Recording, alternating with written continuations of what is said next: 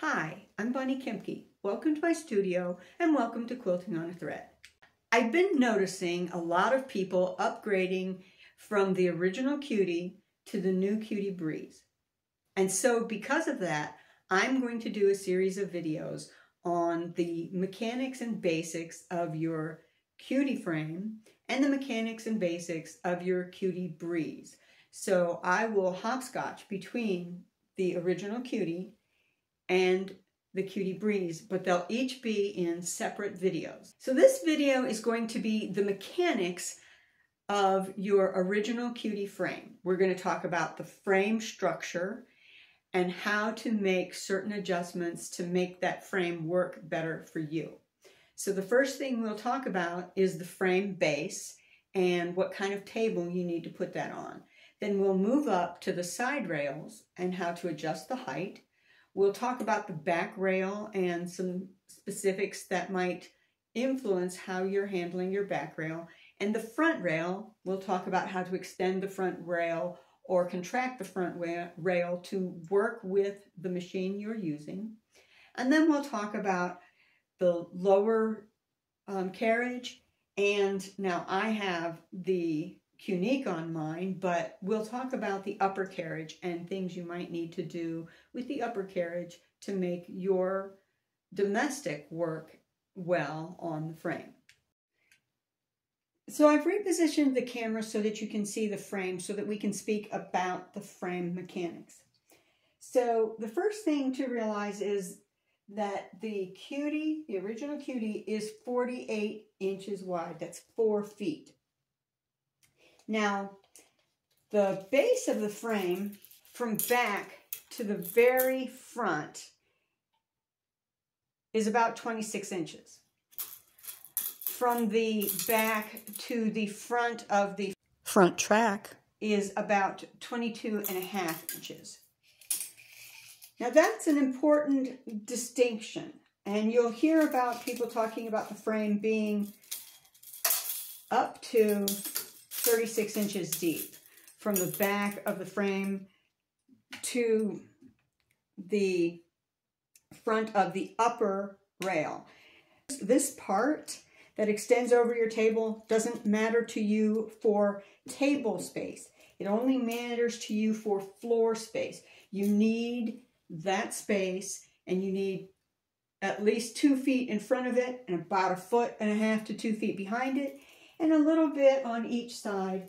The only reason you need those spaces are to be able to move around the frame. And if you're going to be working from the back doing pantographs, you'll want to be able to stand behind the frame or pull your table that the frame sits on out. The table needs to only be that 22.5 inches deep. My table is 24, 4 feet wide. My table is 52 inches wide. I use the Husky workbench that I bought from Home Depot. It's a 52-inch by 24-inch deep table. This also has 2 drawers, but you don't need the drawers. I like the drawers. I use them a lot. So we've talked about the size of the base of the frame and the extension of the front rail and why you might need space all around the frame to work. The next thing to talk about on the base is this track, which is attached with screws. You don't want those screws tearing up the plastic rail, but you don't want them overextending so that they interfere with the movement of your lower carriage. So first I would suggest simply putting them in and then running your carriage to see if it bumps. If it bumps any one of those screws, screw it in a little deeper. I have a couple of places where the plastic whiskers, if you know what I mean, there's an indentation into the plastic because the screw just needed to go a little deeper. As long as you don't like bend the plastic deeply, you don't need to worry about it. The purpose of that plastic is to help support the tracks that your wheels ride on. Your wheels must ride on those tracks and stay in contact with that track at all times. If they don't, you have a rough running frame. And honestly, the frame should move easily with just one finger. So the lower carriage rides on these tracks on your base of your frame. Your upper carriage, or in my case, your Cutique, will ride on the similar track on the lower carriage, also attached with screws. So you want to go ahead and run your machine or your carriage along there and look for any points at which it is catching. There's really only one screw you're going to wind up having to worry about, and that's the one on the center of each side. Now you'll see that my Cutique has this extra wheel on the side. You may or may not see it clearly, but there's this extra wheel. That is the encoder. There's also an encoder on the back. That's because the Cutique that I have, the Cutique 19, has regulation, and regulation on this machine requires encoders. So if you were to get a Sure Stitch or the Sure Stitch Elite, the controllers, the box, and the encoders are included separately in the Sure Stitch. With the Cutique, the encoders are part of the machine package. Now if you get a Cutique M of any size, that's manual. So at that point you don't have regulation. You would wind up buying a Sure Stitch if you later wanted regulation. But we're getting outside of the frame, are we not? So now that we've talked about the base and the tracks, let's talk about the back rail. The back rail is inset into the uprights of the side rails after you put your machine in place. So that insets, and then this comes over and clips. Now, a lot of people have had problems with these, so I use a bit of medical tape. This is the same tape I've been using on my frame since I first got it. And that's the cool thing about the medical tape. It doesn't leave a nasty residue, and it can stick and re-stick multiple times.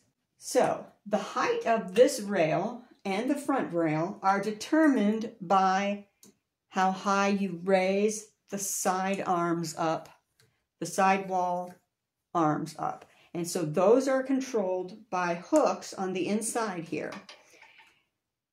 These hooks, you open them up, and there's often numbers, or actually letters, on the side. Each rail should be, to begin with, at the same letter. So if you pick D, all of them should be at D. You want to have just enough space underneath this rear rail for your batting to slip under. Anything more, and then what you wind up having is that this is too high and it interferes with your needle. So it causes your needles to break, causes your thread to break, and it causes you to skip stitches. So you want that back rail very close to the base of your machine. In my case, it's a ruler table. So that will place the front rail even with the base of your machine, basically. Some people will raise this to be above the base of their machine, especially if they have a ruler table. Some people will want to try and lower it. You can do that as long as you are aware of what it's doing to the front of your quilt body when it's hooped into your machine. I would recommend that if you raise this rail up by raising the front posts on either side, that then you would clip your side clips here on the front portion instead of the back portion. So I would clip them on the front portion, which would steady the level of this material and not cause you to break needles. Now I know that sounds like a lot, but the first time you hoop, the first time you see me hoop, it will make some sense. Now, you can see that my rail is extended as far as it can possibly go. You can extend this rail up until the point where the back becomes flush, the back of the rail becomes flush with the back of this post. So say you extended your rail only halfway through that post, then you have a very unstable side rail. Not a good thing to go to.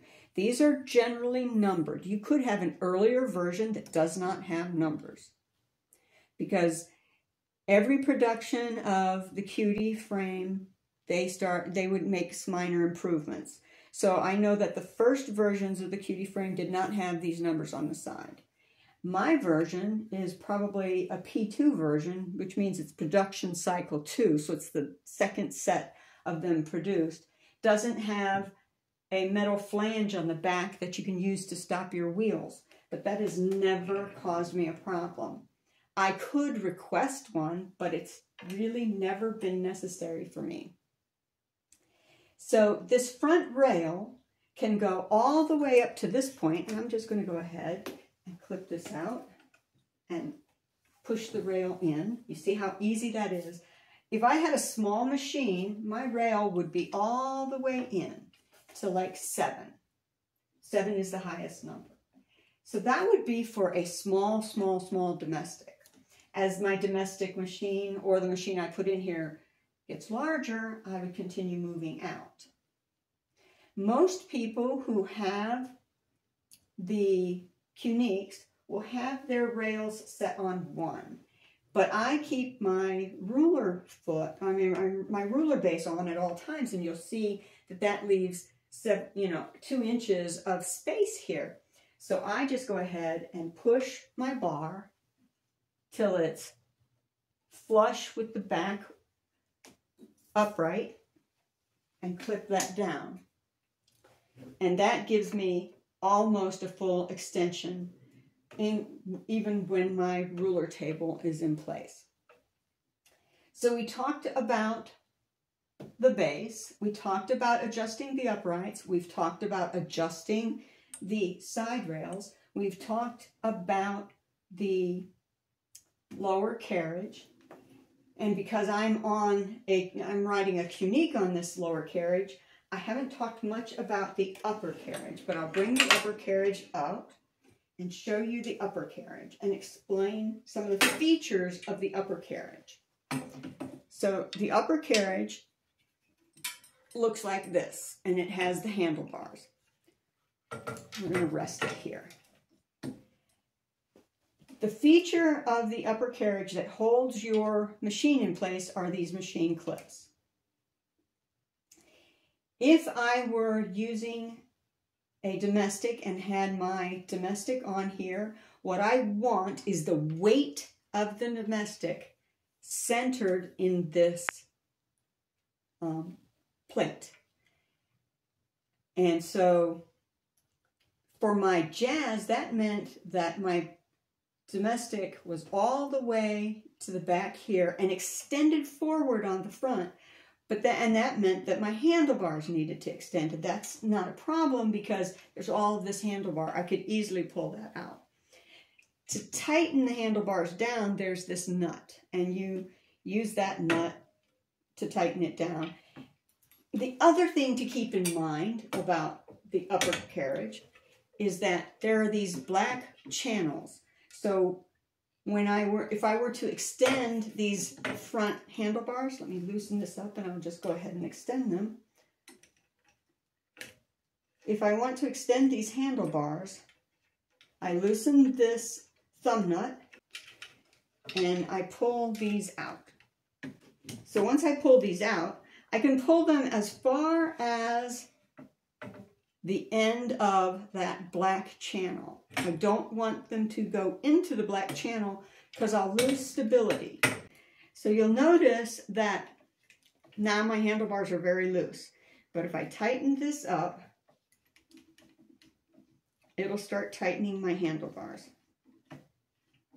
And it's going to take a lot of screwing. And as I tighten the handlebars, the gray collars, both front and back, get very, very close together. And as these get close together, these move apart. They are in that channel, and that channel is what helps to lock them in place. So now my handlebars are fixed and not moving. So this would replace my Qnique on here, and this would ride on the rails of the lower carriage. The beauty of this upper carriage is I can take these handlebars out of the front and move them around to the back for pantographing, which replaces the handles that I've purchased for my Qnique for pantographing. So that's the upper carriage. The next thing to discuss are the elastic straps. These elastic straps are used to secure the roll of your quilt. And you'll see there's a silver buckle. That silver buckle allows you to extend or contract the elastic. In addition to the silver buckle, there's a black buckle with an S shape on the front of it. And what we do with that is when we get to the length we want, we slide the elastic into the S formation closest to the elastic, and we bring the other up and drive it through the outer S shape. I have found that it works best if you double that up and slide it in. It gives you a more snug fit. So at that point, you won't be in the back, people would run over the elastics. By doing this, you won't be running over the elastic.